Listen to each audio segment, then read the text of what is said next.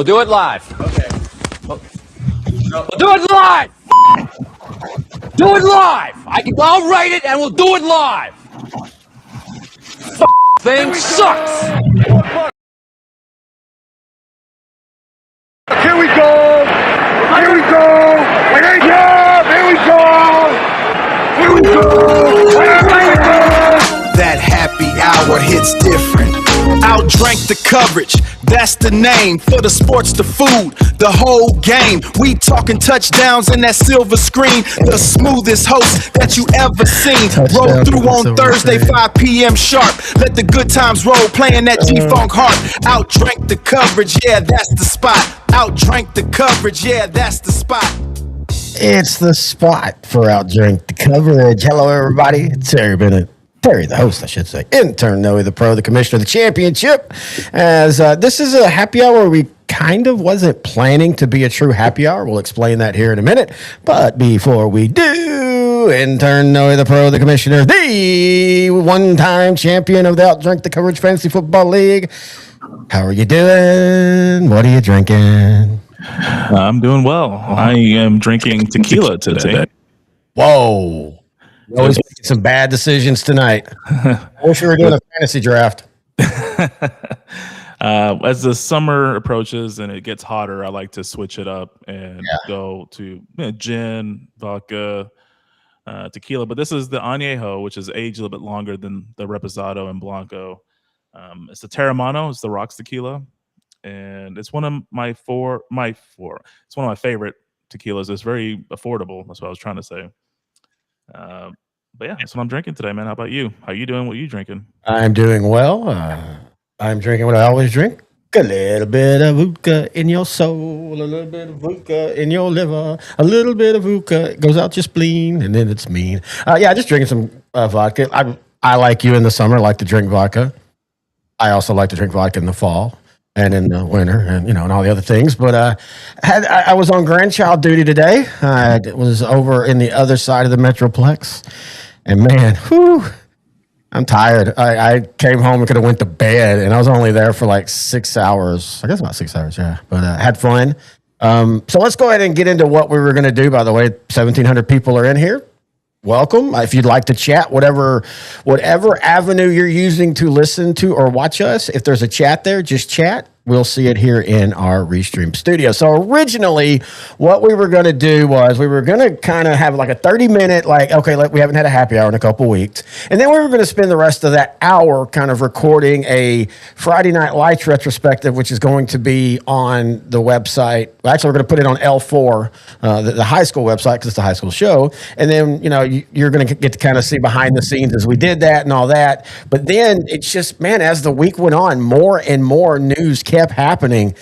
I mean, this is usually supposed to be a dead time in sports, kind of. Football's just now in the OTAs. Baseball's really just getting into the grind of it. You do have the finals, hockey and NBA, but sometimes those can be almost done by now. But anyway, all that happened, so we just decided we're just going to do a whole new full-on happy hour. But before we do that, it really started with the retirement of the great quarterback, Nathan Peterman. Now, I will say this. I am about to show you his first half. It wasn't even his first game.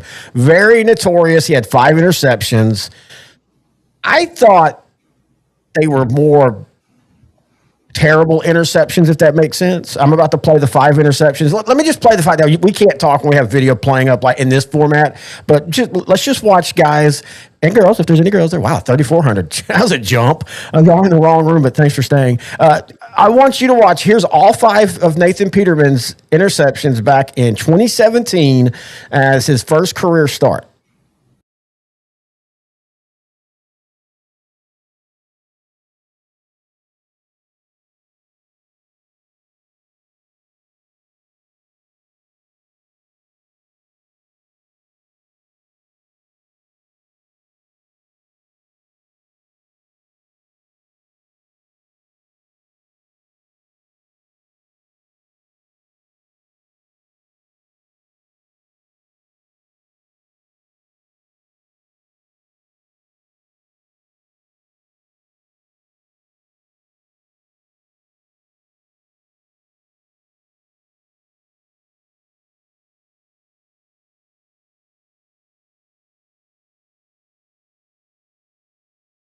All right. I didn't have time to load it up the way I wanted to, where we could talk through it and everything.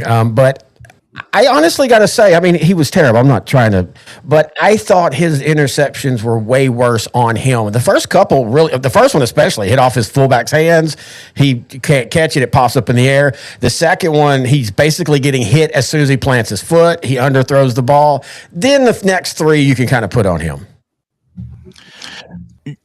Yeah, especially that first one, that definitely wasn't his fault. It's just the stat line I'll always remember. But with Nathan Peterman retiring, I only remember two things. That first game, I think he had another game where it was almost just as bad. And then for some reason, John Gruden's obsession with it, he praised Nathan Peterman so much as a Raider. And I don't get it, because this is the same Nathan Peterman I've seen in almost every start. The biggest, craziest thing about Nathan Peterman is that the fact he actually has a win. It wasn't a game he finished, but it was still a win. Well, I think Nathan Peterman is that classic. He's probably really good in the film room. Like, he probably would make a good coach. I think the problem is on the field, it didn't translate. You know how that works sometimes. Again, you and I talk about it. We can make fun of him all we want, but I've told you this many times. I go down to camp back in 94, 95. It was Jason Garrett's last year. And, we see Jason on TV and it's all little balloons and stuff. But in camp, just watching him throw, dude threw missiles until you saw Troy Aikman throw. And I think that's how Nathan Peterman is. I think he's one of those that looks good in practice, knows where the routes are, but whenever the moment hits and he has to do it, he just couldn't do it. I always love backup quarterbacks who sometimes can float the league, especially the ones that don't hardly play at all. Like Jason Garrett was a career backup, but he got multiple starts. Of course, Ryan Fitzpatrick we've talked about. Jameis Winston might be kind of moving into that role, things like that. But the people like Nathan Peterman and Josh Johnson, those guys who rarely even throw a ball, and yet they're millionaires based off of they just sit on the sideline well. Yeah, and then that's just the case with him. Oh, the other game I was thinking about was 2018 when Chicago came to Buffalo. Peterman's stat line was 31 of 49, 188 yards, 0 touchdowns, 4 sacks, 3 interceptions. Okay, this might have to work as a short. We always talk about Thanksgiving classics and all the great ones. Well, bringing up the Bears makes me think of the great Drew Henson. Was it Drew Henson or what's his name? There was that one really good game by Chad Hutchinson. No, I don't think it was him. It was a bad game. That was the point. It was at Thanksgiving. Drew Henson and the Cowboys have the lead, and Bill Parcells pulls him out still to start the second half. They did it winning. That was a bad Bears team, but you bring up the Bears. And I gotta remember where this is. It's nope. Well, now knowing, to be fair, those weren't really good Bills teams back then. This was This was before the beginning of the building of the. Not that would have helped Nathan Peterman, but I did want to point that out. But anyway, Nathan Peterman, vaya con Dios, enjoy your retirement and your millions of dollars. You always do that joke where Peyton Manning, for every touchdown he threw, was $3 million. Well, for Nathan Peterman, it was the opposite. For every interception he threw, it was $3 million. You make a good point about him being a really good coach, because now we're seeing something in Philadelphia where their new offensive coordinator, Sean Mannion, who was a solid college quarterback, really didn't do much in the NFL, but he ended up parlaying his NFL experience into a coordinator position. And if he succeeds this year with Philadelphia, which they're historically last few years, an up and down team where one year they'll be great, one year they're okay, and they just go back and forth. This is the year they're supposed to be great. If Mannion delivers, he could be one of the top head coaching candidates in 2027. All right, well, let's go ahead and step into the other NFL news, and that's one of them. You say it's the every other year, but the Philadelphia Eagles just lost a key part of their offensive cog as they officially have traded A.J. Brown to the New England Patriots. A lot of people are trying to make a big deal like, oh, they got a first. Yeah, they got a first next year in 2028.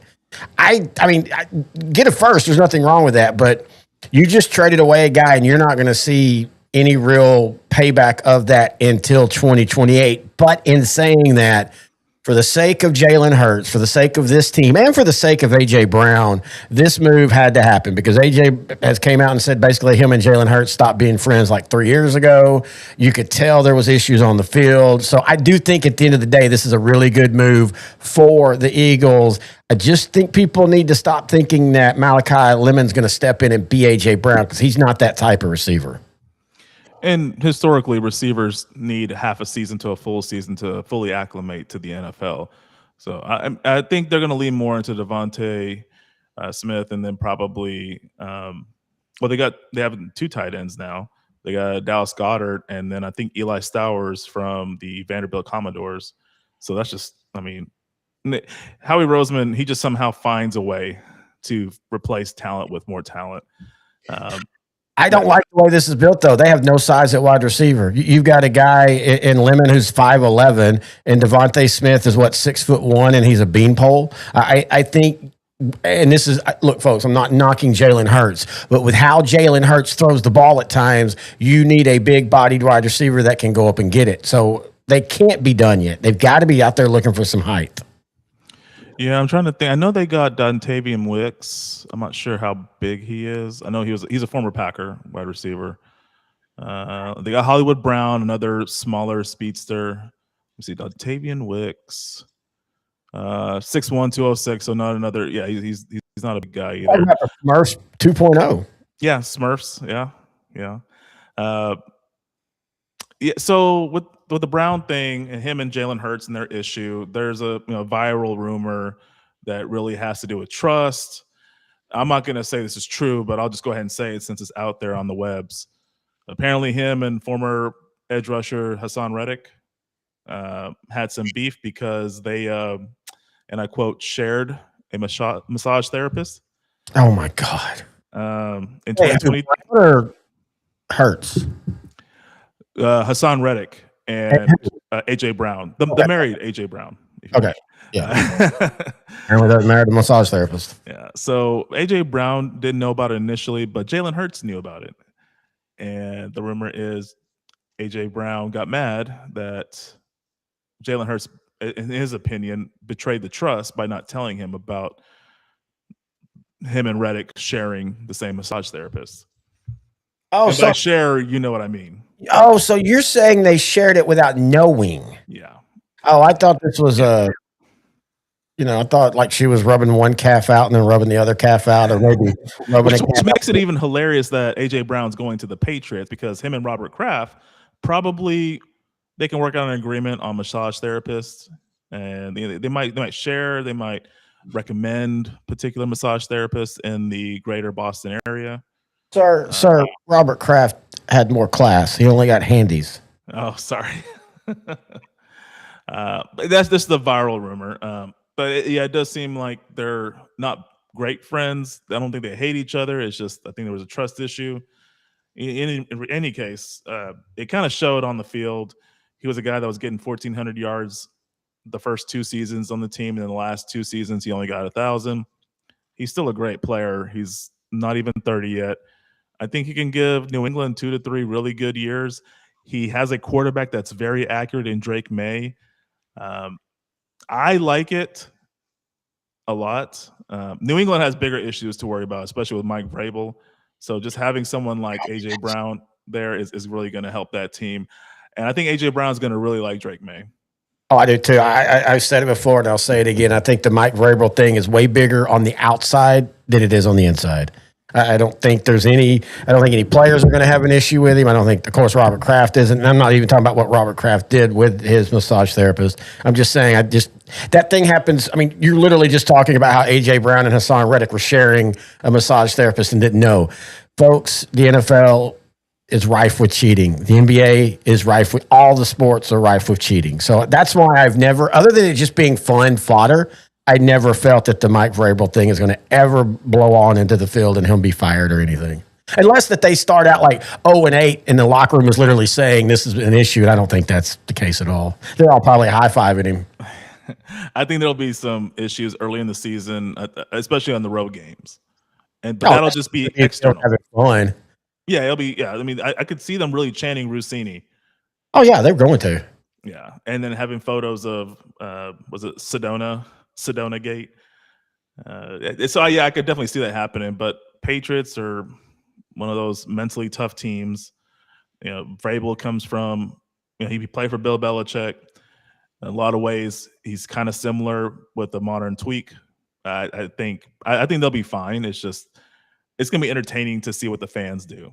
Well, the problem is unless you're at the game, we'll never see it. You think the NFL is going to let those signs and stuff go on? They will do their darndest to they'll even pipe in sound if you start hearing chants. I guarantee you they will. You know that. They're going to try their hardest, but it's definitely the fans are going to do something for sure.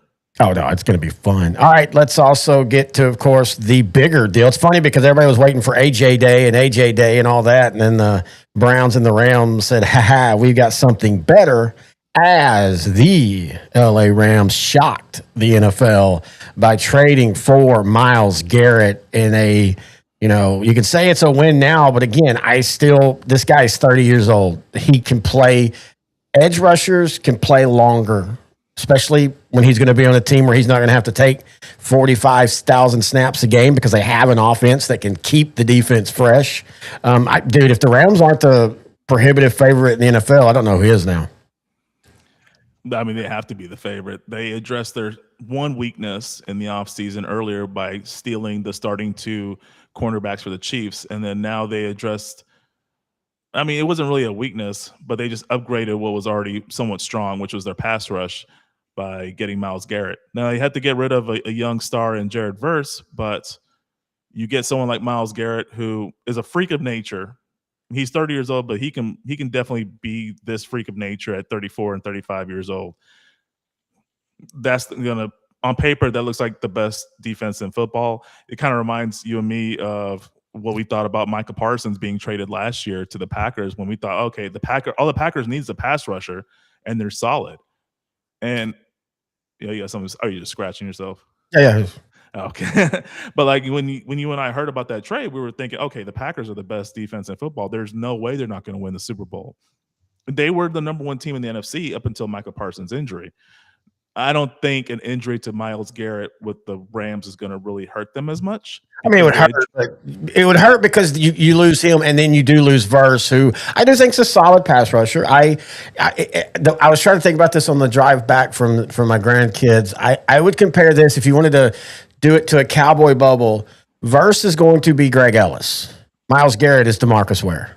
I don't mean by their position, but the impact. I think Jared Verse is a very solid defensive pass rusher. I don't think he's ever going to get to 15 sacks. I don't even think he'll ever get to 13. But you can pencil him in from between 8 and 11 every year, and there's nothing wrong with that. You want that in the league. But you said it best. If Garrett gets hurt, the Rams are still okay. But wait, there might be more, as it is becoming more and more that Aaron Donald is at least thinking about possibly making a return to the Rams. And I don't care that he's been out for 2 years. In fact, that's probably just freshened that dude up.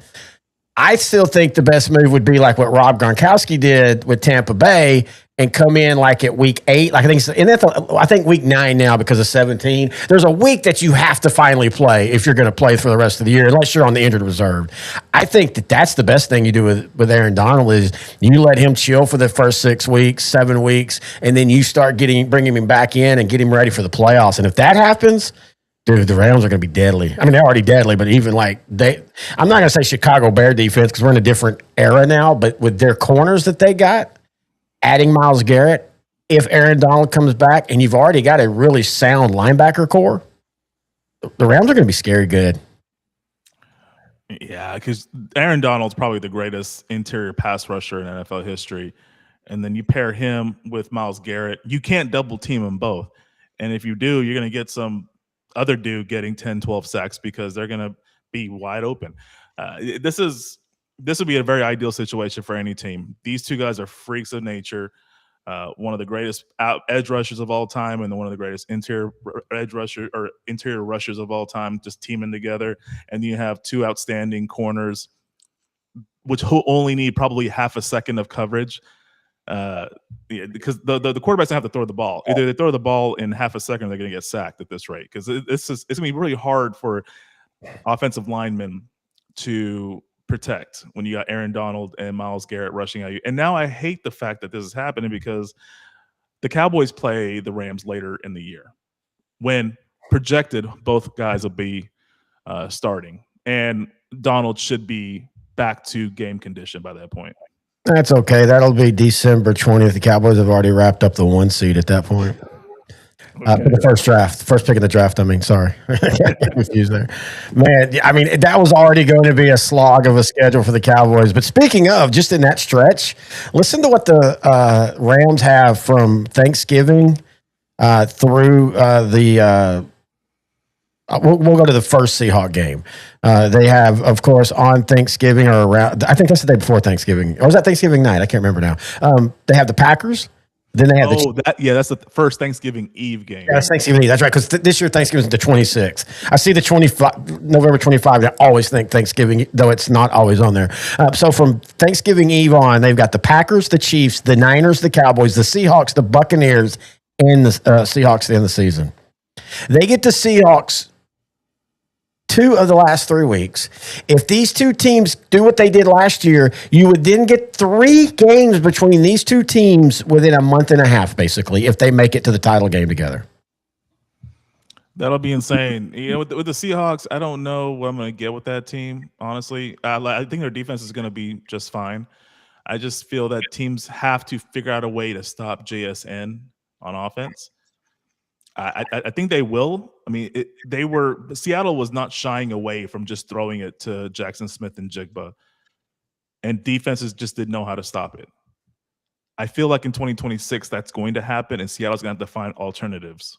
Oh no, I think he's a top 3 wide receiver. I don't think you're ever stopping him. You're going to have games, of course, where he gets contained and all that, but I think he legitimately is a true number 1 top 3 wide receiver in the league right now because he can kind of do everything. I don't disagree. I'm just saying that Seattle was not even shying away. They were their whole game plan was to get it to him, and they were always successful. I just feel like teams would be more cautious and shifting coverage just to stop him. They might have been doing it last year, but the numbers say that wasn't working. So I don't know. A lot of that stuff kind of can be year to year.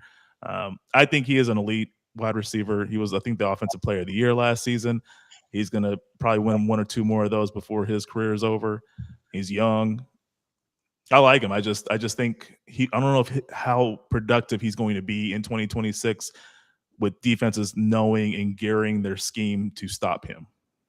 No, I agree with that. And I more think Sam Darnold regresses a little bit more because look, what he did in the playoffs and for the whole season, but especially in the playoffs, is what a good bus driving quarterback does. And I don't know why people get so offended by that. Even Bill Parcells is like, when I said that, I didn't mean that in a bad way. I'm saying some quarterbacks, their best ability is to manage the game. But going into the playoffs, he had committed the most turnovers in the NFL. You can't do that back-to-back years and expect to have success. And we all go back to that Minnesota Viking playoff game. And I know offensive line was hurt, but that's kind of my point. When people got into his face, he absolutely melted. I still think their biggest concern is Sam Darnold. Yeah, I mean, you can't just say his last 2 years can make up for his prior career. He's had 2 really good years back-to-back. It's just, is this the real Sam Darnold we're getting going forward, or is he going to regress back to what he was in his first few years in the league? We don't know yet. All right, but we do know he is a Super Bowl champion, and we can't never take that away from him. Oh no! And again, that's people get too into. I will say this. Well, go ahead, say your point, and then I'll ask the question. Well, I was going to say I am getting tired of the top 10 quarterback list for 2026 coming out, and Sam Darnold's 7th or 8th. Again, just because you win a Super Bowl does not make you a top-tier quarterback, and there's nothing wrong with that.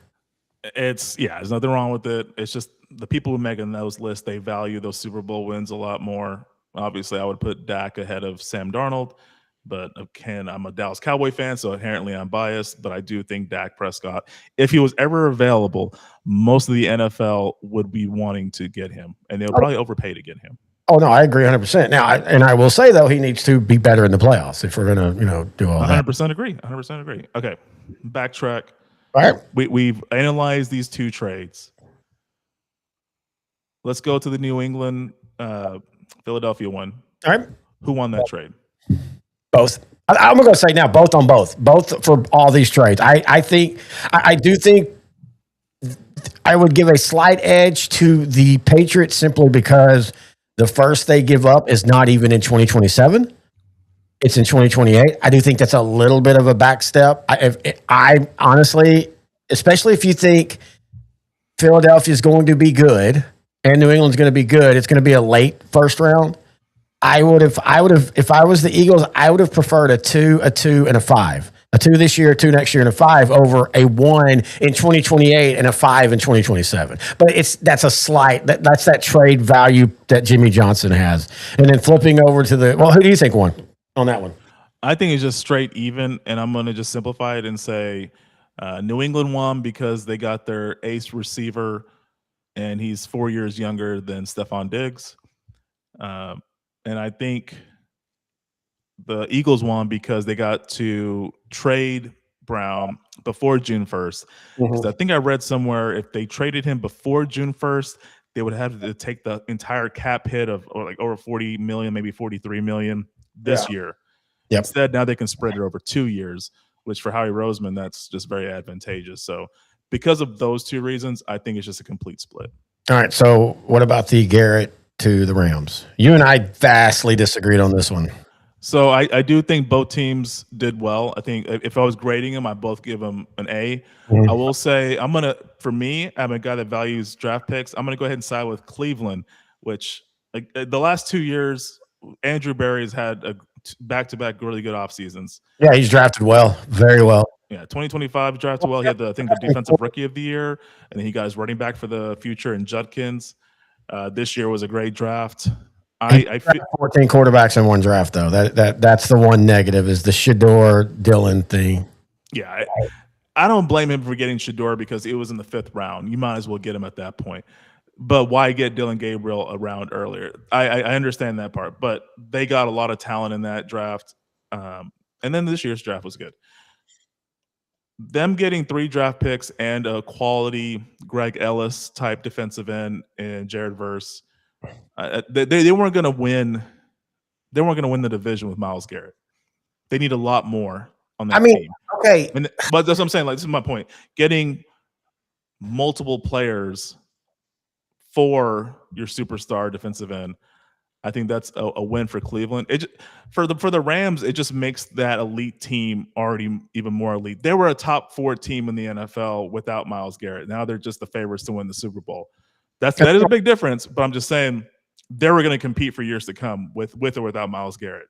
And they don't like first-round picks anyway. I will say this. F them picks. I get what you're saying, multiple draft picks, but 1 first round. You get quality players in the 2nd and 3rd round. But still, the Dallas Cowboys got 2 first rounds and a quality player again with the Packers. So, I mean, and who would you prefer? And I love Micah Parsons. Do not get me wrong. But if I'm picking out of the 2 all day, every day, even at their age differences, I'm taking Myles Garrett. I think the age difference was the reason why it was a 1st, 2nd, and 3rd, and then a player. That's my only guess on that. That makes sense. That makes sense. Because even though Myles Garrett is a freak of nature, he's still 30 years old. He's going to turn 31 at the end of this year. He hasn't really had many major injury issues, but at this point in his career, you could start to see it happen. I didn't think Micah Parsons was going to get injured last year. He's 26 years old now. He's 27 this year, and he gets injured late in the season for the Packers, and he kind of crushes their entire season. They go from 1 seed to 7 seed. So yeah, there's a higher risk of injury for someone like Myles Garrett right now, but he doesn't have to be the only guy on defense making the plays. He has great cornerbacks behind him. He's going to make them even better. He's going to make that entire team even better. So I think it's a great move for the Rams, but I would say the Rams will win. And I told you this, the Rams will win if they go back to back or win at least 2 championships during Garrett's run. I don't even think they have to win championships during Garrett's run. If they're making NFC title games and, for the next 4 or 5 years, they're at least into the second round of the playoffs and a couple of NFC title games, I think you can say, hey, because you could make the case if they don't make another Super Bowl, that Matthew Stafford only got him one Super Bowl and only one Super Bowl appearance. You can look at to me, it keeps them competitive as an upper tier team. They're so competitive now with defensive. And again, if Garrett stays healthy and all that the regime change from Stafford to if it's going to be, what's his name, the Bama quarterback, or even someone else, Ty Simpson, it's not as scary now. Because you've got a defense you can anchor. You can play ugly football if you have to. And then you've got the best offensive head coach in football outside of Andy Reid. I don't care who starts for McVay. I think they could win with him. I've been, other than the one Super Bowl where he was a little bitch, I think Sean McVay's the best overall head football coach in the NFL right now. And so, I think this sets them up for the next 5 years. And he's only 40 years old. I still think he's going to pull a Madden. When he's done, he's done. I don't necessarily mean he's going to go into TV, but I either see him being a lifer with the Rams or sitting down and then maybe like 10 years later coming back out of nowhere, like I got to scratch that itch. And then of course that would have been when Dallas hires him way too late and he can only win 12 games. But anyway, I want to go to something else though. With the deal with Myles Garrett, with some of the signings, we all talk about the quarterback position and the $100 million level. That's the big thing now. But I present to the court 2 other positions. I started with you with only one, but then I started doing research. All right, now. Hang on. Well, now, Noe, to be fair. All right, so right now, there are 16 quarterbacks that make at least $100 million. Now, in saying that, 13 of those make over $200 million. So the quarterback is still the upper level. But what might surprise you is, as of right now, there are 15 edge rushers who have contracts worth $100 million or more, with Micah Parsons, of course, leading the way, $186 million, Aiden Hutchins, $180 million. This is the crazy one. Nick Bosa is still on his $170 million deal, and you see where he's been. But also, this one shocked me. As right now, let me make sure I get the count right. 1, 2, 3, 4, 5, 6, 7, 8, 9, 12 wide receivers have at least $100 million contract, including Brendan.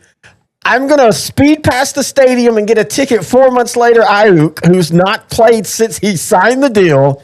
And the great white hope, Alec Pierce, with a crazy $114 million contract. So, intern Noe the Pro, I ask you, is edge rusher and wide receiver now as big or needed a position in the eyes of the NFL as the quarterback? Quarterback's still the most important position, but if you have a position that can prevent that quarterback from performing well, aka edge rusher, you got to pay them too. And for that star quarterback, if they have a favorite receiver that can get them touchdowns, you got to pay them too. So I get the growing trend of paying your wide receivers and your edge rushers more. That makes sense from the logic I just gave you. Yeah. Perfectly. Oh, is that the Vegas Golden Knight logo? No, it's a new sponsor. Well, tell me about this new sponsor. Well, finish your thought. That was my thing. Yeah, it's very, very simple. If you can prevent an opposing elite quarterback from killing your team, you got to pay that guy. If you have a quarterback that needs if you have a wide receiver that can make your quarterback, Sam Darnold, you got your JSN. He made Sam Darnold way good last season. I know Sam Darnold is a solid quarterback, but Sam Darnold looked great when he was throwing it to JSN.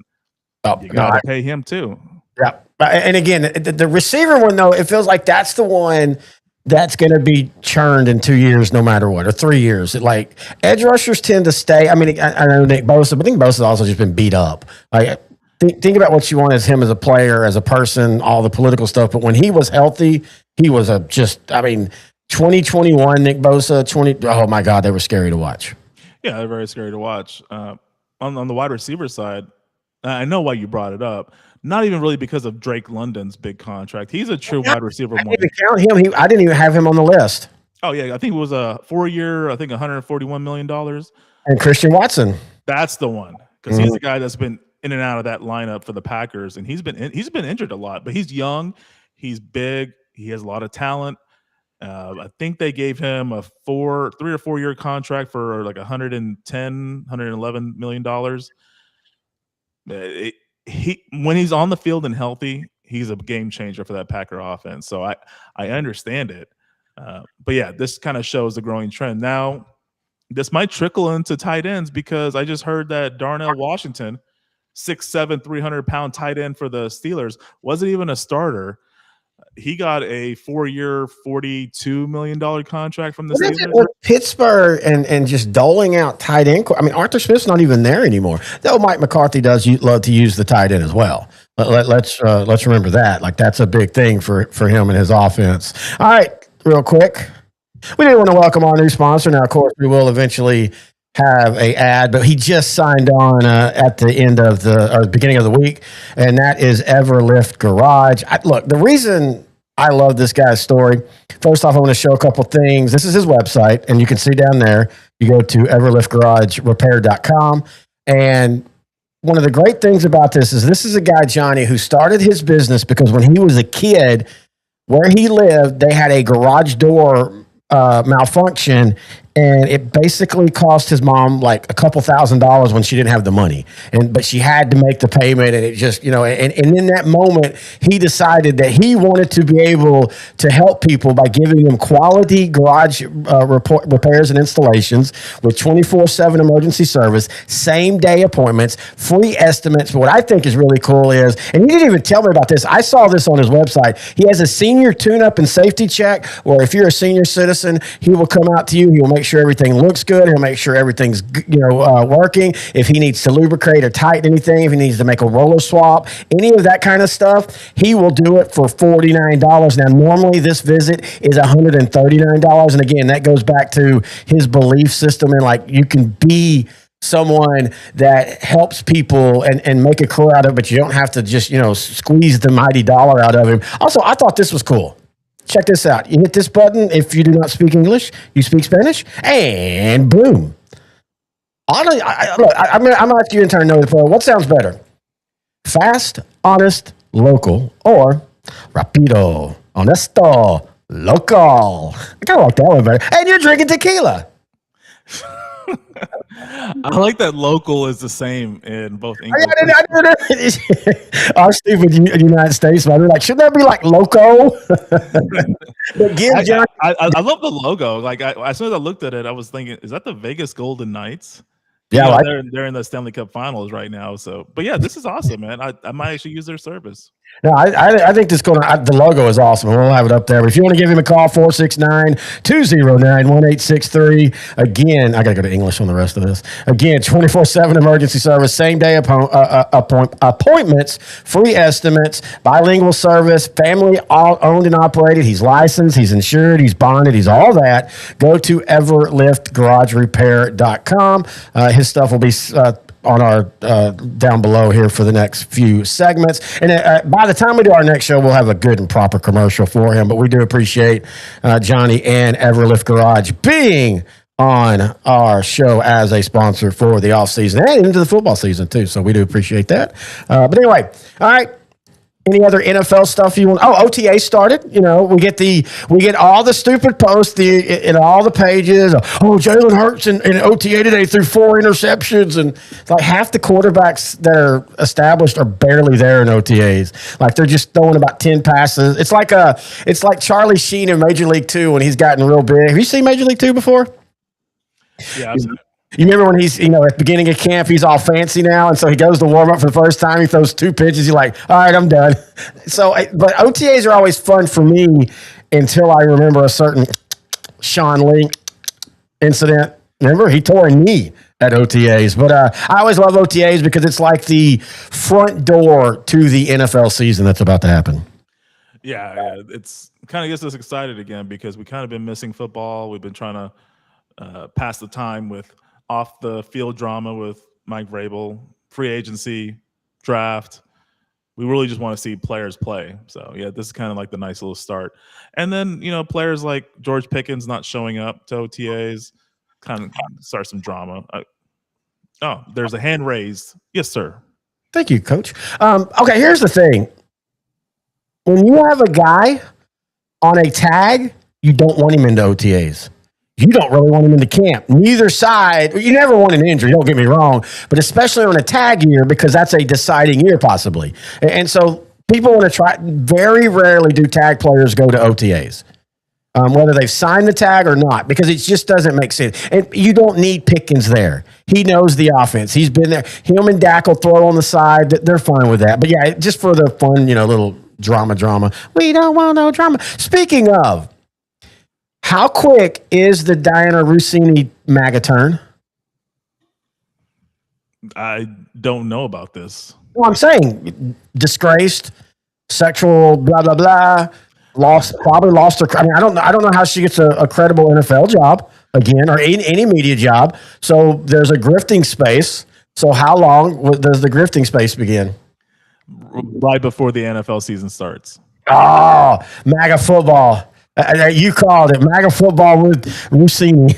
I don't even know if she's MAGA. That's just how this seems like how that kind of stuff kind of works. You're still not over Michelle Tafoya's turn, dude. I always liked her. That smoky voice, and that pretty hair, and then she just, dude, when she punted right. I mean, it looked worse than a Mike Vanderjagt kick to the right. It just like that. I still always remember when that kick he missed with the Cowboys like that, when I was like, oh, this was a terrible signing. Drunk, stupid kicker, as Peyton Manning said famously. You brought up Brandon Ayuk, but we didn't talk about his arrest warrant.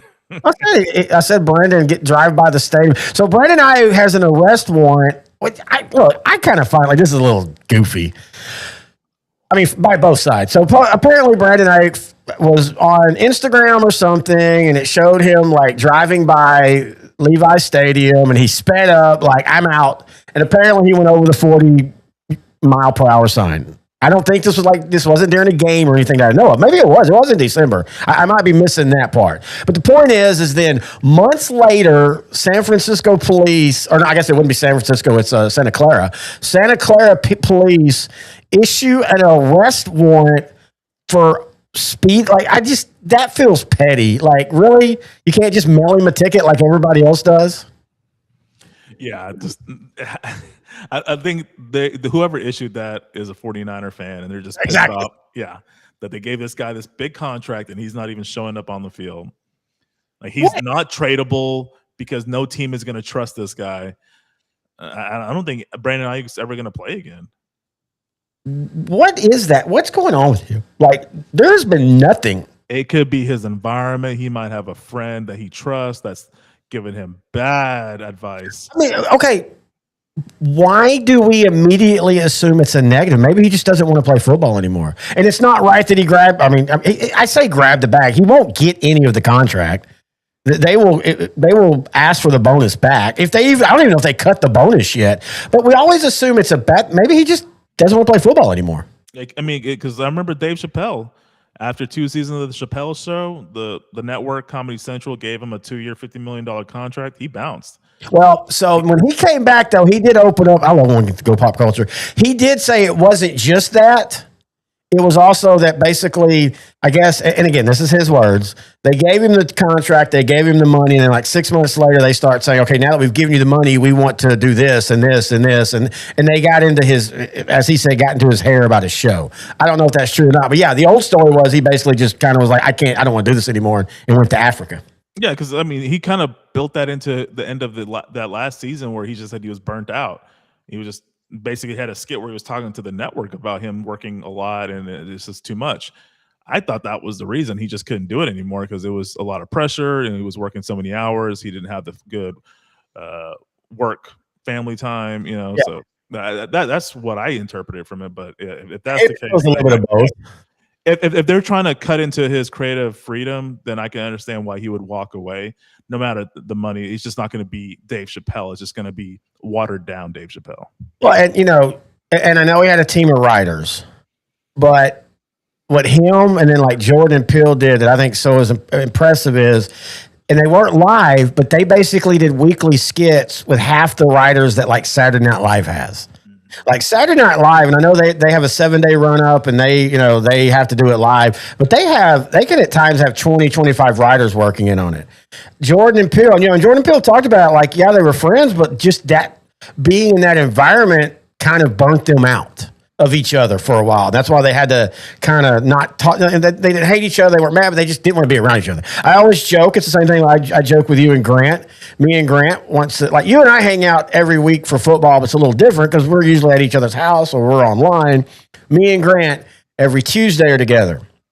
And then most Thursdays, Fridays, and Saturdays we're together. And so when the football season ends, we don't hate each other, but we can go for a month or so without really seeing each other, just email, how you doing, everything great and stuff. So I get how he could be burnt out, and Jordan and Peele were burnt out. Yeah, again, they're friends. It's just they met on Mad TV, and I love one of my favorite shows, and they just kind of continue their own show. I'm starting to see if we had any chats. I thought I saw. Oh, we do have some people on the chat. Oh, thank you. I didn't even notice. Let's see, Gary Randall. Nice seeing you, Gary. Yeah, he came. Well, who came back and started farming? Did you hear about Dave Chappelle? I guess so. I don't know. Gary says, I miss Key and Peele. I do too. Key and Peele was, I think, more iconic and better overall than Dave Chappelle. And I love the Dave Chappelle show. But I just think Jordan and Peele, I mean, I'm not saying every skit hit, but damn, it seems like every skit hit. One of my favorites is the zombie one where they're in a nice neighborhood and they're like, basically like, are you gonna bite me? And like, no, because they're black. The white zombie's not gonna bite them, and so they end up going into this backyard. It's a bunch of black guys partying, and they're all having fun because none of the zombies will come to them just because they're black. I mean, that's subtle humor that wasn't always subtle, but it still was subtle. And I mean, geez, man, they were just hilarious. Oh yeah, I think you're right. I think Chappelle did come back, start farming. Man, he's gone boomer comedy with some of his stuff. I think that's just something you have to realize. Comedians in their 20s are not the same people as they are in their 50s. The money, look at Bill Burr. I mean, Bill Burr was the champion of the everyday man until he went to Saudi Arabia and took a ton of money. You look at Louis C.K. Well, I guess he had some other problems, but even he's kind of become very boomer with his comedy. Yeah, it just happens. I think most of these comedians, because life happens and things change and the world changes. So some of their beliefs don't aligned with how they grew up 20, 30 years ago, but now they don't align in 2026. It happens. It happens to almost every comedian. Dude, right. I got a gripe with you, man. Me? Yeah. What? You and your obsession with AI. What? Oh yeah, I forgot we were supposed to do that. Hang on. Okay, it's actually started as fun. Okay, I will say this. This is the first one I made that we really did. I like that one. That fits. Other than it says sports, food, movies, and booze. But it's got our shirts. It looks like an action film. So I would rate that one out of 10. I'd rate that a 6 out of 10. 6 out of 10, I guess. We look very good. Point. Yeah, I mean, it's I don't know what else is like. There was one I thought you were gonna show earlier. It looked like we were on GLP-1. Yes, this one. Yeah, this one. It looks like we're on Ozempic or GLP-1 in here. Well, my favorite is it okay? So the shirt you're wearing is from Roadhouse. We got those for the Roadhouse show. I have the Be Nice one with Patrick Swayze. I gave you that one, and on the shirt it says Double Deuce, a jazz music bar. I just love Double Deuce at a music bar.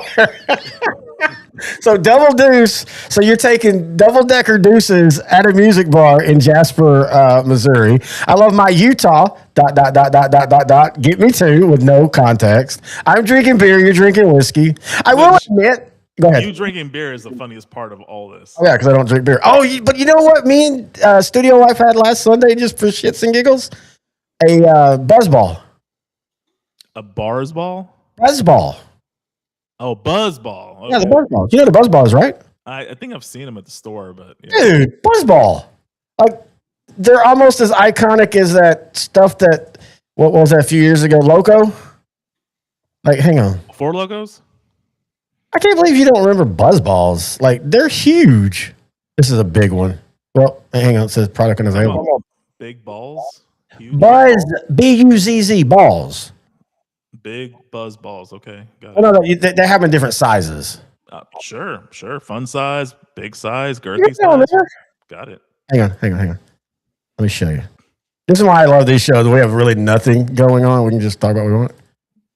You really don't remember these? I mean, they're still around. No, I know what they were. I didn't hear you the first time, and then when you said it the second time, I heard you. So we got a pina colada one and a chocolate one. Chocolate one, very nice. Like it had a really good flavor. Anyway, so let's go back to this one. I will say this. I do like the logo to the right. Our banner logo changed up to where it's the 2 beers, a mic, and it actually says sports. It says sports, food, movies, and booze. It says it right. And I do actually like all the different sports logos. I like that too. I just feel the only thing is a very small gripe is the fact that, okay, I do drink beer when I go out. Yeah. When I'm at home. Yeah, you really do. So yeah, I'm going to choose what I would rather prefer to drink, which would be whiskey or some type of alcohol. But outside of that, yeah, I like that logo. I don't like how that AI of me makes me look so big right there. Like that makes me look 20 pounds heavier than I really am. I don't like that. This one? Hey, shut up. I give this one GLP-1 and chill. Terry Bennett. I give this one a 3 out of 10. But it was so funny when it came together. So that's what we're gonna do every happy hour. I'm gonna create a new AI for us to see what it does. You should do the mean one next time. Oh, that's gonna be on the Friday Night Lights one. So that was the one I had created for the Friday Night Lights when we thought we were gonna do some Friday Night Lights talk tonight, and I'll have to find it. I'll have to post it. But yeah, I don't know. For some reason, you and I look like we're ready to fight. Like I don't know. I guess we have our differences about Friday Night Lights, the show. Yeah, definitely not about color. I will say this just a little bit into the Friday Night Lights thing. I want to say this. I knew it would, but I'm even shockingly more shocked how well everything has stood the test of time. And in some of the things is even bigger now, like transfers of players in high school, and even just how the booster club game can be really crappy, and just all that. The politics of Friday Night Lights stands the test of time. And I know that I think some people said they'd like to see it brought back. I don't think you need to bring it back. I think that era is just as good now. Yeah, the only reason why I would say bring it back is so you can update it with social media and just really emphasize how important that is to current culture in general. But yeah, so the first season was 2006. It was a year after Hurricane Katrina. They had a transfer from Louisiana named Voodoo Tatum. That was kind of what Terry was alluding to. I mean, it's just kind of a little preview for our future show. Again, that we were going to do today, but because of Myles Garrett and A.J. Brown, we couldn't do it. Things are about to go up. Yeah, it's going to be a good show. We're going to analyze every season. We're going to start with season 1, and we'll record that pretty soon. Please, sports, don't release anything of significant news. Maybe we need to record it the day before or the day after the All-Star break, because that historically is the biggest non-sports couple days because nothing is being played, camps haven't started, all that. But I will say this though, the social media thing later in the show, it does pop up. Because you got to remember, this show ran 5 or 6 seasons. So by 2011, there's a couple episodes or storylines that have to do with some Facebook posts. And no, it's not like it is now. This is before true social media. But even then, it still was ahead of its time. All right, where do you want to go next? So you brought up the All-Star break. Let's talk about baseball. I'm kind of worried, man. Or do you think we're going to actually go into a strike? Oh, yeah. We're definitely going to strike. Because I remember 94 and what it did. We did a show on it. Yeah. And I was so sad as a kid. It was my second year watching sports in general, and Matt Williams was chasing the home run record. The Montreal Expos were one of the greatest teams of all time. The Yankees finally figured out Don Mattingly might actually get to the playoffs for the first time. Rangers might have got to the playoffs for the first time with a losing record. Yeah, Rangers at 75 wins. If they finished, I think that was their projection. They would have been the first and only division winner to ever have a losing record. Even to this day in 2026, that would have been the case. There were so many good things that happened during that season. The Kenny Rogers perfect game. Do you think? Do you really think it's going to happen? And will it happen this season? Oh, I think it's 70% chance there's a strike or a lockout. I should say lockout. And the reason why is, and for anybody that watches this live or watches it later or watches this when we put it in the short and y'all say, well, they make too much money. That's what everybody was saying in 94. Oh, no, there's way too much money in this. These people aren't going to shut that. Yeah, they are. And the owners lost. They're not going to lose. They will go down in flames just to get a salary cap because that's what they think is going to fix baseball. A sport, might I remind you, that over the last 30 years, 26 teams out of 32 teams have made a World Series. There is no other league that has that big of competition. But everybody's pointing at the Dodgers now and their payroll, and they're circling it and saying, see, that's why we need a salary cap. Salary cap, the competition level is not because of that. I think there should be a salary floor. I don't care if there's a cap. I don't care what people make playing sports. That concerns me none unless there is a cap, and how will that fit? How can my team fit these players in that cap and make it work? That's all I care about. I am not one of these that's ever going to say, person A makes too much money, because as long as someone's willing to pay them that money, that is the market. So I just think baseball is going to, once again, cut its nose off to spite its face. I hope I'm wrong. I really love your comment about salary floor, because it'll force teams like Pittsburgh, who notoriously makes a profit but does not care about having sustained success on the field. Yep. Tampa figures out a way to, they're one of the best teams in baseball again, somehow, some way. But yeah, teams like that are forced to pay more money to the players. I kind of like that. Or Miami, another team. They're kind of they're better than they were. They just have a lot of young players. You just know that in 2 years, all those guys are going to be gone. I will say this: you want to fix baseball, get baseball out of Miami. Get baseball out of Miami. Miami, I know they've won 2 random World Series because, again, they front-loaded payrolls. They made all these trades, and then as soon as they won, they dumped the team. They've been competitive a few times, but that area just does not sustain baseball. And for people to say, well, get rid of Tampa Bay, no. Move Tampa Bay from where they're at. People need to understand and research where that stadium is in regards to Tampa. It's extremely hard to get to in a senior citizen area.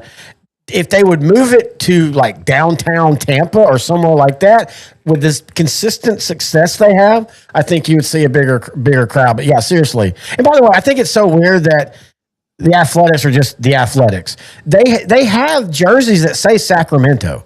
Just call them the Sacramento A's. Of course, the A's are going to Vegas. Well, are the A's going to Vegas? I don't. Yeah, in 2028. That's why they've been building. They've been building this team toward that. I know, but like, that's not all 100% yet. Like, it just, I don't know. I could just end up seeing the A's ended up not being in Vegas, but I definitely do think they need to get a team out of Miami, put them somewhere else. And I know they want to expand. Okay, it'd be Nashville, and I don't know. Portland would be a good spot. Portland is a really rabid baseball fan, but I don't know if Seattle would allow that, because people don't understand. Teams have these things called territorial rights where they can kind of say no. That's why you'll never see a team in San Antonio or Austin in the NFL, because there's no way Jerry Jones would allow it. I mean, think about 1960, Washington, name redacted. They didn't want a team. They didn't want a football team in Dallas, but Dallas forced it. And how did they force it?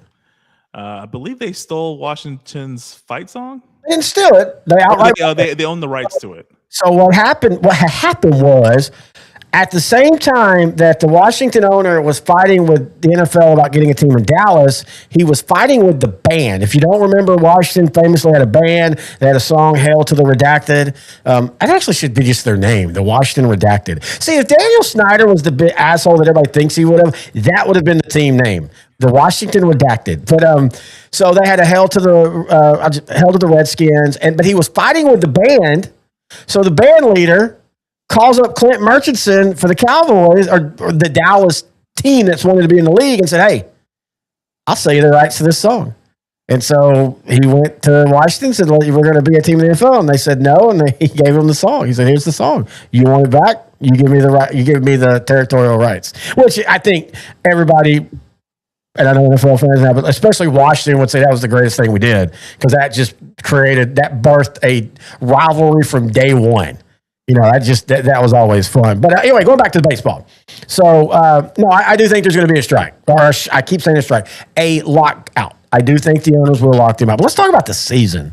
Because, man, I don't know if the AL is bad or just all at the same level. Because when you look at the AL, they have 1, 2, 3, 4, 5 teams over 500 right now. 5. NL has 1, 2, 3, 4, 5, 6, 7, 8, 9, 10, 11, with 2 other teams basically 1 win away from being 500. And on top of that, 3 of those teams are winning over 600. Now, that tells me 2 things. There's a have and a have not in the NL that's pretty bad, and it is. And I think the AL is not as good as the NL in total, but I think the AL is more competitive. Yes, I think the AL is more competitive. But I will say that we still don't know what these teams are going to be by August or September. And I don't know why. It's been taking a lot longer for these teams to kind of feel each other out. White Sox, they're going to miss Murakami for a while, but they've been doing really well. Athletics, that was a team I was thinking is going to get to about 85 wins this year. I feel like by the time they get to Vegas, they're going to be a 90 to 95 win team. They've been building. They just need to improve their pitching. They just need to have mid pitching, and they'll be a 95 win team. They have the offense for it. Now, right now in interleague play, the National League does lead 480 to 447, a 518 clip. They scored, where's the averages? I guess they don't have averages. They scored 4,200 runs in those games compared to the AL's 4,000. So 200 more runs in a 36 game difference, a 33 game difference. They've had 1,000. Well, actually, the AL's actually had more home runs by 1. The NL's had 1,003 home runs. AL's had 1,004 home runs. So I'm shocked by Atlanta and Tampa's performance. Really, Atlanta too, because they did so bad last year, and I think they're just healthy. They're healthy, and they're getting complimentary effort from everybody on that team. And again, that Atlanta team without injuries is still pretty salty. Look, Tampa just does this, man. The problem is Tampa just, and it's weird because when you think of Tampa, you think of pitching, but for some reason, they're never built for the playoffs. Or they always seem to. Well, I mean, Texas has knocked them out 3 times, in the last 15 years. But they always do seem in the first round to get the hottest team in the league possible. Even though every time Tampa will be hosting, it'll be it's a wild card team, but that's the toughest wild card team that's played in 20 years. It's crazy how Tampa just has that bad luck outside of the one World Series appearance. Well, 2 really. Well, I guess you can count. You can discredit 2020 because. Oh, no, I forget about 20. No, I don't do that. Every team played in the same rules. I don't get. We've had this conversation before. Not that you disagreed, but that's a big thing people like to bring up. Well, until the Dodgers finally won a World Series in a regular thing, because up until 2020 they were the team that kept choking and choking and choking. But them and LeBron, whoever, Tampa Bay Lightning. It's funny, nobody ever says that about the Lightning because they were a great team, but nobody ever says, well, they only won because they were in the bubble. Well, no, everybody was in the bubble. I don't discredit. I just honestly forgot they made it in 2020. Yeah, I remember 2020 and then 08. 08, I was thinking of. Yeah. That was a great one. That's back when we thought, man, The Phillies might be going to the World Series like 6 or 7 times in the next 15 years. Because they had like kind of like Oklahoma City Thunder. They had the right mix of youth and veterans, and you thought that they were just going to dominate the baseball for the next 5 years. But ended up being where I think the next year they made it to the World Series and lost to the Yankees. Oh, yeah. I forgot about that. That's the last Yankee win. I think the following year they lost in the NLCS to the 49ers, the Giants. We beat the Rangers. Yeah. So it just kind of slowly whittled themselves down. And then by 2011, they just got old. Yeah, well, and like Jimmy Rollins fell off a cliff, Scott Rowland fell off a cliff. But again, age-wise, nothing you can do about that. Speaking of the NBA and the Thunder, the NBA championship game 1 was last night. The New York Knicks and all of New York had one of those holy crap, did this really happen, as Brunson early on was shaken up. I legitimately oh my God, how many times have we seen this? A guy carrying a team to a championship. It'd have been like if Dirk would have got hurt in game 1 in 2011. But he came back, 31 points. And I don't think they shocked the Spurs, because I think the Knicks win this title this year. And we had recent experience with this, because last year in Game 7 in the first half, Tyrese Halliburton tore his ACL, and that changed everything. That was so sad. Yeah, they had one of the worst records this year, but because of a trade they made with the Clippers, they're not even going to get the benefit of that draft pick this upcoming season. At least they'll get Halliburton, and they'll be competitive again. But yeah, I was kind of worried, because you and I are Mavericks fans, and we're rooting for Brunson to do well and win a championship. Not many teams have won a championship with a guy his size, so it'd be kind of cool to actually see it happen. And he has a great complementary team around him. He has Karl Anthony Towns, as OG, a new boy, I think. I can't pronounce. No, he played football, dude. Jeez. Man, Gary's on a roll today. And I want to say this, for all those that said, well, he should have been a Maverick. Look, once he had the big year, he was always going to New York. That's where his dad was. The only way the Mavericks would have been able to keep him if they would have made that lucky gamble the year before, when he didn't. And that sounds great on paper, but when that doesn't work, how many times? It's funny, Jerry Jones, he always gets he either signs them too early or he signs them too late, because if it works, you never complain about when you signed them. And with Brunson, unless they would have done it immediately, like before he had the big year, once he had the big year, he was always going to New York. Thank you, Gary, OG, and Anobi. Yeah, I agree with you, Terry. There's a meme where they show Kristaps Porzingis, Jalen Brunson, and Luka all on the same roster. And all three of them have made the NBA Finals. Luka made it with the Mavericks, Porzingis made it with the Celtics, and now Brunson made it with the Knicks. I told you going to the playoffs, I thought the Knicks could probably get it to the finals. It was going to be tough, but I think they could. He just has a good complementary roster. And I like what Mike Brown has done with the Knicks this season. He's a different coach than Tom Thibodeau. And he kind of got shafted with the Kings. But I like what Mike Brown's been doing. I hope he does get to win. It'll be a good feather on the cap to his, I think, a really solid NBA coaching career. Speaking of pointing it back again, if you're catching us, there's 4,900 in here. And I know not all of you are from Texas, but we are a show based in Dallas, and we talk Texas first and then out. Have the Mavericks fumbled the Jason Kidd thing? Because one of the guys that a lot of people thought they would want has already been hired. The 76ers have basically already said you can't talk to Nick Nurse. I don't even know if they could sign Nick Nurse, because they'd probably have to trade draft picks that they don't have. So, I mean, who are the Mavericks? Billy Donovan? Yeah, brought him up in our conversations. I wouldn't mind it. He just had he had a great college career. He had a great start with the Oklahoma City Thunder. I would like Brad Stevens.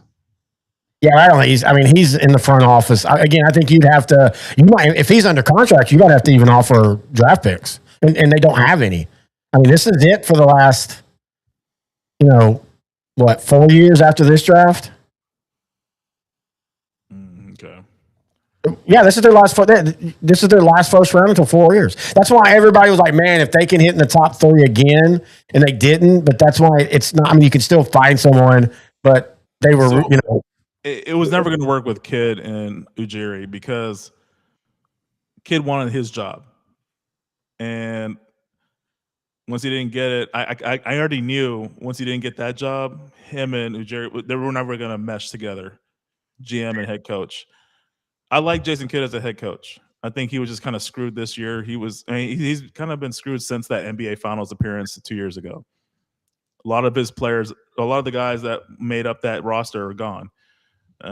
I think all of them are gone, actually. I think he had more say in the Luka than he lets on, though. And I'm not. Again, I don't know if I will say it. I know. Again, the problem wasn't the trade for me; it's what you got back, and some of the things that everybody worried about with Luka. Even though he had a great year this year, once again, the Lakers, you know, they're out. But I think Kidd had some issues with Luka, right or wrong, and I think he tried to dodge that after everything, and also apparently him and what's his name, I think they had some issues in Brooklyn or something. I just don't think it was ever going to work. And like you said, especially him trying to go for his position and not getting it. What's his name? The defensive coordinator for the Browns last year, Jim Schwartz. He said the same thing this week. Said basically like, hey, look, nothing against them, but it was never going to work. Once you don't hire me as a head coach, why would I come back as a defensive coordinator when I feel my side of the ball was the only bright spot, you know, et cetera, et cetera, et cetera, and then you don't hire me? Why would I come back at the same position? So I get Kidd. I just worry that the Mavericks, I mean, you know, the Mavericks have been really lucky over the last run since Don Nelson of having good quality coaches. And I fear that might not be the case now. Yeah, and the question is who's available, because, you know, I almost kind of hope they go for that Bucks guy. I think I told you about him, the one that got replaced by Doc Rivers. Yeah. I feel like he didn't even get a full season, and I think there were 20 games over 500 when the Bucks fired him, and then Doc Rivers just took them to shit. Yeah, didn't him and didn't that other coach, I'm trying to think of his name. What's his name? Oh, Adrian Griffin. Yeah, Adrian Griffin. Okay. Wait, is that he's not the one that won the title, is it? No. It was Budenholtz. Yeah, Budenholtz. Yeah, Coach Bud. We'll just call him Coach Bud. Yeah, Budenholtz. He was a defensive-oriented team or coach, and he had a lot of good defensive players around it. Gary's kind of alluding to something in our chat, kind of like the Dirk situation. He says Luka needs to be surrounded by defenders and a center that can play. That's basically what Dirk had in 2011 when he had Tyson Chandler at center, and he had great defenders around him: Sean Marion, Deshaun Stevenson, Jason Kidd. I agree. Luka does need something like that, more of a complete team to complement his skill set. I want Adrian Griffin. By the way, the Bucks, like we all can talk about Mark Cuban fumbling the championship or the years after with a championship with Dirk and that team. I won't defend him in that it didn't work, but he at least thought he had it figured out with when the lockout was going to happen and how he thought the cap was going to change completely, and he thought he was going to get out ahead of it, and then they ended up kind of agreeing on the same deal, and it didn't work. But the Bucks fired the dude that won him a title the next year, then fire Adrian Griffin, even though he was 30-13. I mean, what is going on with the Buccaneers? I mean, the Bucks and who they hire. I would like Adrian Griffin, former Maverick. As I remember, I believe it was because they knew they were going to take a step back defensively because he's an offensive-minded head coach. But they felt that they took too many steps back defensively. Well, and also he's the one that apparently the locker room didn't like it. But I think a lot of that was they were still mad that Bud had gotten let go. It was shortly after he got them a championship, like you were mentioning. Now, when you had said that, it reminded me of the Denver Nuggets coach that got fired because he's an alleged hard ass on his players. But I think Mike Malone. Yeah, Mike Malone. He was effective. He got them to a championship, but with someone his style, it's going to wear off in the pro level. So I kind of like that North Carolina picked him up because I think in the college level, you can deal with him for a year or two. You just need him to recruit the superstar. The superstar is only going to stay there a year. the superstar will be fine with 1 year of him, and he's going to push them to be the best player possible. Yeah. So I kind of like Mike Malone at the college level. If he eases it up, I would love him as a Mavericks head coach for sure. He's not leaving UNC for a pro job. Yeah. I mean, NC, you win 25, especially now that they've kind of fallen. You win 25 and you go 3 rounds, make a Final Four. You're making $10 million a year, and you're not even having to really recruit. I just worry that the Mavericks back themselves into a hole. Yeah, I don't know what they're going to do. I heard the rumor that Mark Cuban wants to attempt to buy back the team. Yeah, but he's already said he can't. Adelson's already said they're going to keep him. They have no reason to sell back. They really don't.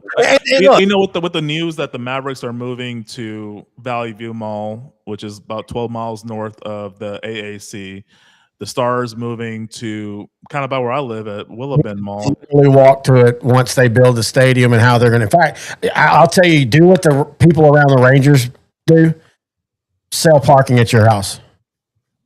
Yeah, I mean, my driveway can fit 4. So that's what I'm saying. And then you can also park 4 in your driveway. Oh, that's what you're talking about. Yeah, let's go ahead and kind of transition to that again on the Texas side. It was announced back-to-back days. The Mavericks are moving. Look, where the Mavericks are moving is going to be interesting because that area, that's a crappy area traffic-wise. And you're about to throw a big old casino eventually, they hope, but mainly a stadium, hotel, casino right there. I mean, oh my goodness. I got to admit, I don't get moving to that area. That's not North Dallas. I mean, I know technically it is, but in today's world, that's not North Dallas anymore. That's not downtown Dallas. That's in that Gaza Strip in between that. I don't know. It'll work. Gaza Strip? Okay. So when I say Gaza Strip, I mainly mean it as a buffer area. It's an area that's not here. It's not here. It's just kind of a dead land in between. And that's what that area is. I mean, you used to work down there. That area now is a dead area, not traffic wise, but like, I don't know. I just think that's going to be hell for the Stars. I like to move. I know there's a lot of Fort Worth fans that are mad, but guess what? If the Stars would have moved to Arlington, there'd have been a lot of North Dallas fans of the Stars that have been mad. And so, you know, it just, I don't know. I like where the Stars are moving. I don't like where the Mavs are running. But in saying all that, dude, we're 6 years away from that. Like, none of this can happen until 30-32. So a lot of people getting all in a puff. It wouldn't shock me if the Mavericks place ends up changing too. Until they break ground, anything can always happen. Gary is killing it in the comments. He's saying South Oklahoma is worse than the Gaza Strip. He said, I played for Mike. I just read it popping up here. Oh, yeah. I played for Mike Sherman at A&M, and young players don't respond to coaches that are super strict. It's much harder balancing act at the college level. You can only be a hard ass if the players believe you're hard ass. Okay, yeah, I agree with that. I mean, and you brought the comparison: Cignetti with Indiana, Nick Saban with Alabama. If you can get a championship, players will listen. I will disagree with him that it's harder at the college level because, like you said, at the pro level, you're going to have to be. I mean, Jimmy Johnson said it best. For all the talk about him and Jerry Jones, for all the talk about 500 coaches and the battle behind the scenes, Jimmy Johnson has said many times over, even in college, I am a builder, not a sustainer. I can build a program up. I can use the psychological tactics. I can do all that. But it wears me down to always be the bad guy. It wears me down to always have to be the guy that says, yeah, that's great, you won, but. And then you even hear Troy Aikman, who we all know how he feels about Barry Switzer. He even admitted, though, I don't know if we win a Super Bowl with Jimmy Johnson the next year either, like everybody assumes, because everybody had gotten burnt out on the Jimmy Johnson method. And it's really hard in the pros if you're a hard ass who plays all the hard ass mind games to do that when you've got a guy that's going to be playing for you for 6 or 7 years. At college, as you said, you're always cycling guys out. You can always, hey, he loved it his freshman and sophomore year, started wearing down on him his junior year, but he finished out his senior year, all right, gone. Now I got a new guy I can do all the same things with. So I do think it's easier to do that once you're proven. I do agree with Gary saying you have to prove it, but once you're proven, I think it's easier to be a hard ass at the college level. See. And you have more control over them. I mean, like at the pro level, these guys, most of the time, even if you're a high level coach, the superstars are making more money than you. World Cup. And then Who do you think's going to win? US. No, dude, you and I, we were joking about this, man. If you'd have told me back in, what was it, 2012, 2014, what was the World Cup that me and you, like, we went to Yeah, so in 2014, there was the announcement that Qatar was going to host the 2022 World Cup. And then you and I were like, 100% that ain't going to happen. Let's put $5 into a PayPal each month. And by the time they switch it to the US, which is what we thought was going to happen, we'd have enough money to just get some tickets. I don't even remember that World Cup because it was in the middle of football season. And in fact, that's probably the World Cup that I completely ended up going out on because it was in the middle of the football season. And not because I chose it, but I mean, my job is football. I'm doing that 90% of the time. You know, unless it's like when the Rangers were in the World Series, even the World Series stuff, I barely pay attention to. I barely pay attention to the start of hockey, barely pay attention to the start of basketball because I have to focus on football. But man, what I was going to say though, if you told me in 2014 that in 2026 the United States would host or be a partial host of the World Cup, and that me and you would give two Fs about it, because we literally went to a different place in 2014 for every U.S. game that month. And we had watching parties and people took off work and all that. Now I'm like, I had to ask you, like, wait, who? And I'm surprised. I literally only got lucky because I just picked the three teams that you always think of right now: Spain, UK, and France. And then you added Germany. I do think Germany's a little down this year. And then Brazil, I still think they're a little down, but you're right. They're kind of gotten back into that supposed Brazilian flair football and stuff. I hate to say it. I don't care. Like, even if the U.S. were to make their run and win a World Cup, I mean, I'm not going to say I wouldn't watch if it was them, but football had me for a moment, and then it lost me. Yeah, I mean, you and I were both watching a lot of soccer in the early to mid 2010s. Both kind of fell out a little bit. I'm not sure why I did, but I know you did. I think I've told you this before. As you get older, you stop making time for things that you just eventually just get too much. There's just so many of these things you can do. Me and Studio Wife were talking about this about TV shows. I think there's too many shows now. I mean, it's very saturated. There's a lot of shows that keep popping up. And now we have access to all the shows internationally. I mean, I was just watching a Danish show a few weeks ago. It was good.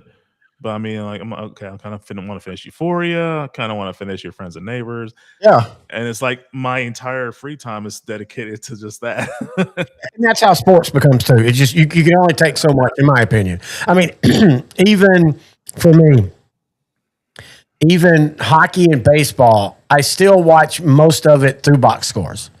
You know, with hockey, I'll throw it on my phone because hockey actually looks really good on a 4K phone. The size, it works, everything. So I'll throw it on my phone all the time and just kind of have it there. But even then, I'm watching movies or TV, playing video games, and then I'll look down and go, oh, crap, Stars just scored 2 goals. Where'd that come from? Baseball, mainly through box score. Basketball, mainly through box score. Soccer, I did that for a while. And then, honestly, the U.S. men's team is just so tragically average. And FC Dallas, is so tragically crappy in MLS. It's just not fun to watch for me as a fan. Yeah, no, I get it. So that's probably where you lost your. And MLS in of itself, even with Messi, in of itself is just not fun to watch as a league if your team is not doing good. I ain't getting at 10 o'clock. I'm not turning over to the Galaxy in Colorado Rapids for any damn reason. Yeah, same here. I'm gonna say Spain. Initially, when we were talking about this, I was thinking France because they got Dembele and they got Mbappe, 2 elite strikers. They made up names. Yeah. It's like a duo in the 90s. Mbappe, here we go. Dembele helped PSG win back-to-back Champions Leagues. One of the better players right now. But yeah, I really think France will be up there again. They won the championship in 2018. They made it to the finals in 2022. I'm going to go with Spain because it reminds me of 2010, where they have a bunch of young guys coming up at the same time. Yeah. They have stars, but they're not like household names right now. But after they win the World Cup, they're all going to be pretty big stars. Give me Portugal. I would love it. That would Ronaldo get it finally at 41 years old. Finally getting that. Got his, I would love Ronaldo to get his. Yeah. He can still kick the ball with the best of them. This is definitely his last World Cup. Saudi Arabia, isn't he still? Yeah, Al Nassr. Yeah. Speaking of Gary, we're gonna have a video about this one day. But Gary brings up a good point. The Middle East sports washing is a real force, mainly Saudi Arabia. For the most part, and Qatar too. And the sad thing is Qatar, how many people died putting that World Cup together and stuff. And look, injuries happen and all. And that's one of the reasons why I still believe there is a world, especially with how lethargic people are with the Olympics and the World Cup right now. I think a lot of that with the World Cup right now is political stage. But I see a day, especially with the Olympics, where the United States just hosts the Olympics every year. Because they're the only nation that always has the infrastructure to do everything at every time. They don't have to build a ton of different stuff. Like, it's legendary. You go to all the countries after 4 years after their Olympics, like Brazil, even England, even Japan, where all these multi-million-dollar places were basically built for 90 days. Yeah, and then they just won the World Cup, but it was the Olympics, Greece. Yes. That was awful because they were the OG, right? You know. Well, they were in a financial collapse at that time too. That was pretty sad. So, do you think? I do think that it's funny because the United States they're legitimately and probably I've done some research. They're legitimately and probably the most balanced group, which that sucks because this is what the U.S. is always going to do, and this is why the U.S. is never going to be more than what they are. They're going to either draw or lose a game they shouldn't. Then they're going to draw a game they shouldn't. They should lose, but they're going to draw. And then they'll either win or lose that last game to get in or go on. But once they get into the knockouts, maybe a game if they're lucky. And if you'd have told me in 2014 that in 2026, when the United States is a part, host of this, I would have said that might be the year the United States finally breaks through and at least gets to the semifinals. Maybe even the finals. And this is another reason why I gave up. They just spin their wheels in the sand with the U.S. men's team. Like, they'll make a big hire, but then they won't support what he wants to do. And then they'll go with what's his name? The guy, the boring guy who they're just average. And now I don't even know anything about their coach now. I guess he's kind of, some love him, some don't. But they just don't seem inspired. I think they still make it to the knockout just because they'll be in a favorable group. The bracket's been expanded to 48 for the first time, so there's a lot more teams in this tournament. So I think the U.S. will probably make it to the knockout round. I have no feel for this team. I know they have some talent, but I don't. I think their ceiling in 2026 is the knockout stage. Speaking of, as Gary says, they need Ted Lasso. That's a show I don't care to watch that they're bringing back. I didn't know they're bringing it back.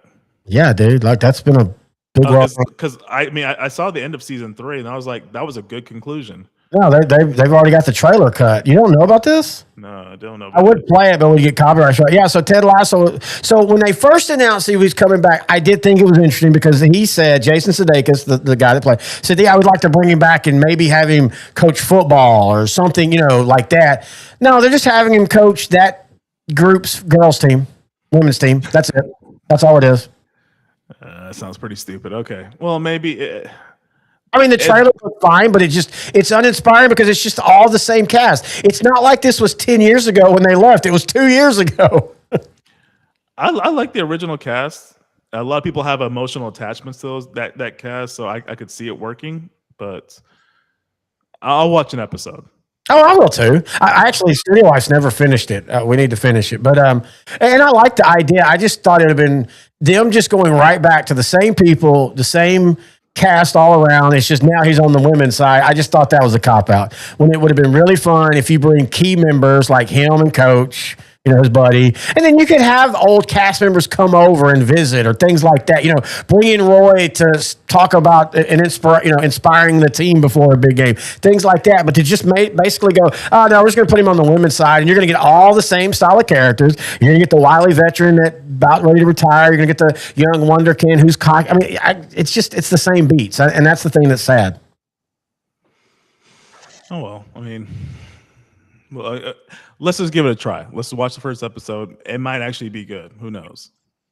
Speaking of loved and hated, I don't feel this way, and I know I'm a Steelers fan. You should feel this way. The Golden Knights, considered the team most hated in the NHL because of some of the things they do. Well, also they have a goalie that's in goal that was part of a really big sexual investigation. We can like it or not, but they were exonerated. But then the way they do their contracts, and they've literally had to create the Golden Knights rule where they would basically tell a veteran, hey, you're hurt for half the year, go sit on the bench and we can use your salary, and then you could bring him back for the playoffs, and it didn't count. They changed that now. Well, and they hired the most asshole head coach in John Tortorella. Yeah, but he's loved and hated. The old guard hockey love him. He closed out that regular season on a hot note. They've been steamrolling through the playoffs. They, for some reason, play better against the better teams in the playoffs because they kind of struggled in the first 2 rounds against the lesser opponents, but they destroyed the Avalanche. They beat Carolina in game 1. So it's kind of an interesting team this season. No, I agree. And I don't care.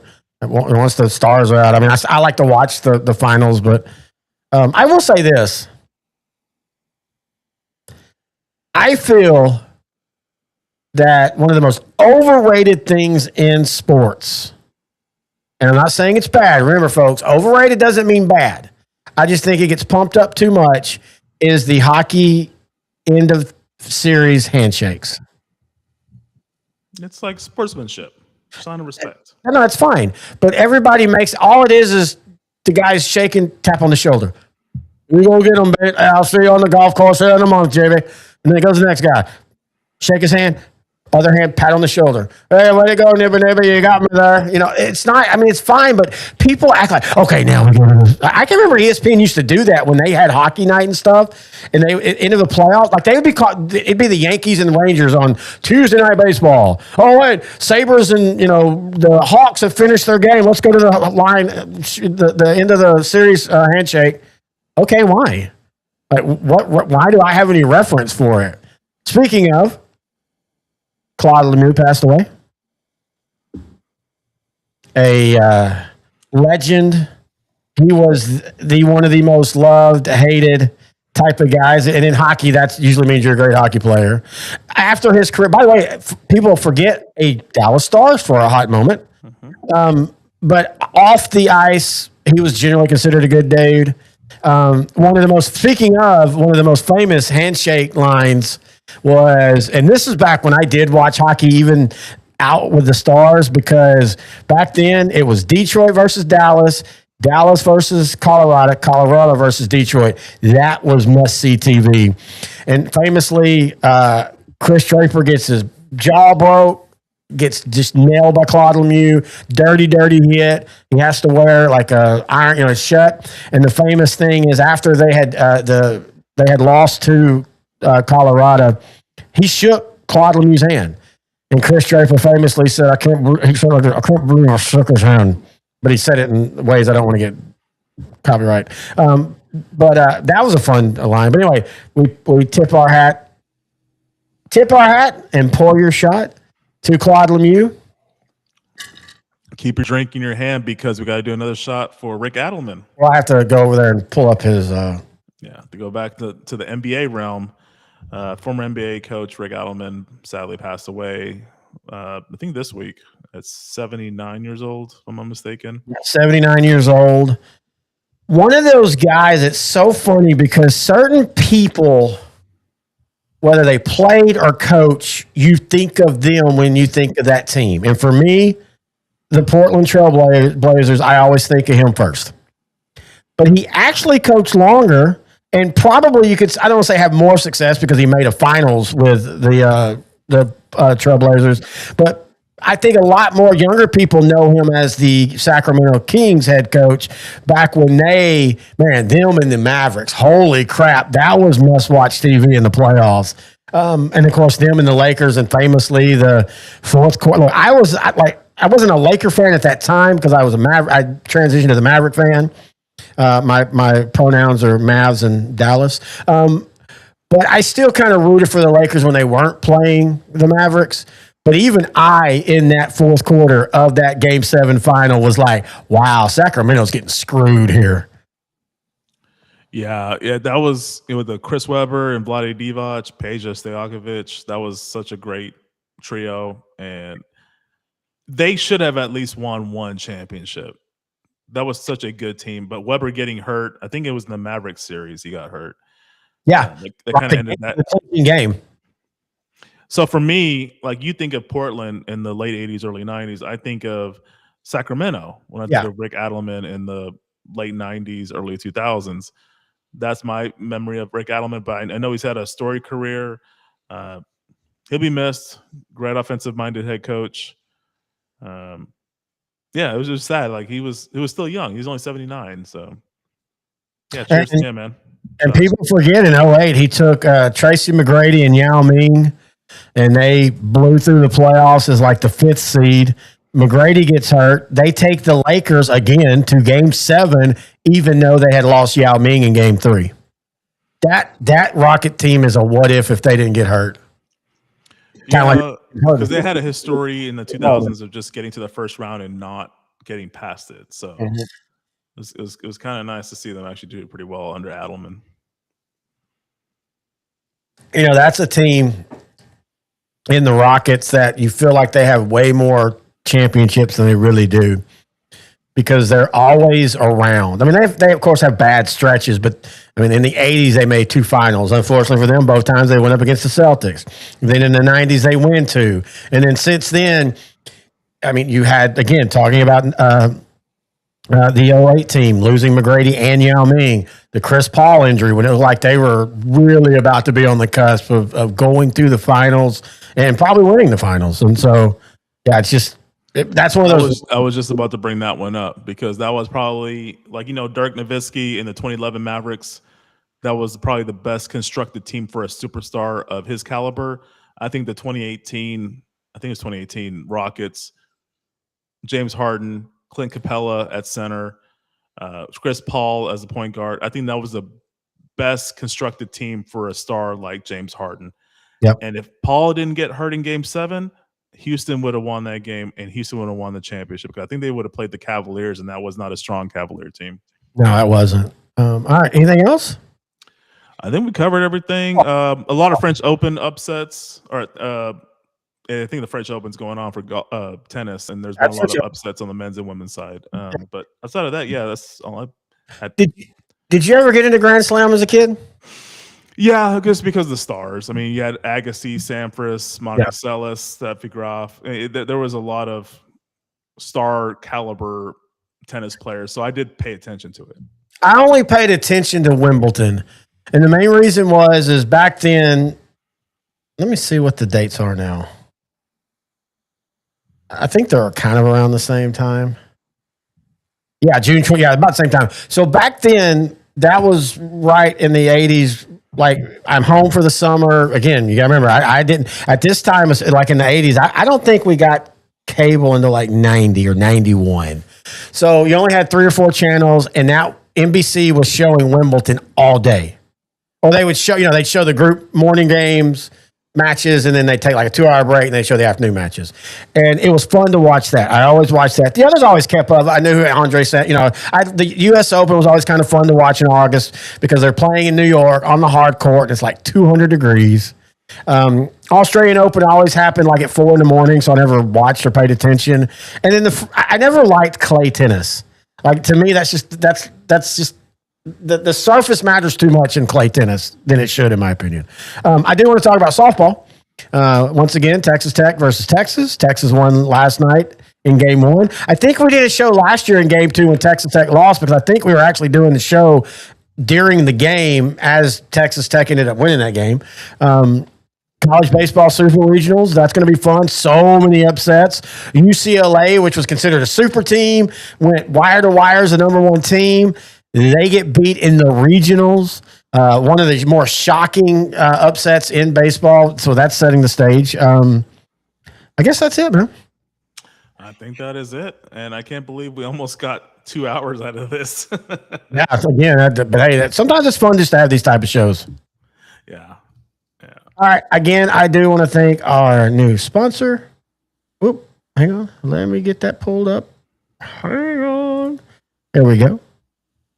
Everlift garage door repair and installation, bilingual.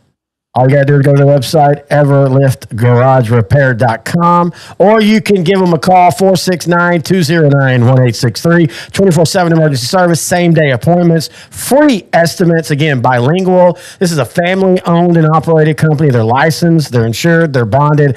They will take care of you if you have a garage door issue. Again, he didn't even tell me about this. This is how humble this guy is. This is one of the things you think you would lead with. They have a seniors-only special right now, normally $129. He will come out. He will do a hardware inspection. He will swap out rollers. And if you don't know what rollers are, that's what the garage goes on, is a little roll. And they give out all the time. Then he will take care of lubrication and tightening. Shut up, Noe. Honest, no pressure advice. He's there to help you. So again, check him out, Johnny. EverliftGarageRepair.com. We'll have I'm putting together the commercial. If I had to go over to the grandkids, they probably would have finished it. I'm putting a nice little commercial that we'll start running next time. All right. Until then. You want to say something? Intern Noe, the pro, the commissioner. And one-time champion of Outdrink the Coverage Fantasy Football League. Not 2 times, not twice in 1 year. Wait until what happens this year. Intern Noe the pros like the 2011 Mavericks. It was a great run, but nobody will remember it. Until next time, he's Intern Noe the pro. I'm Terry, the host. This is Outdrink the Coverage. Oh, by the way, real quick, email us, odtcnnetwork@gmail.com.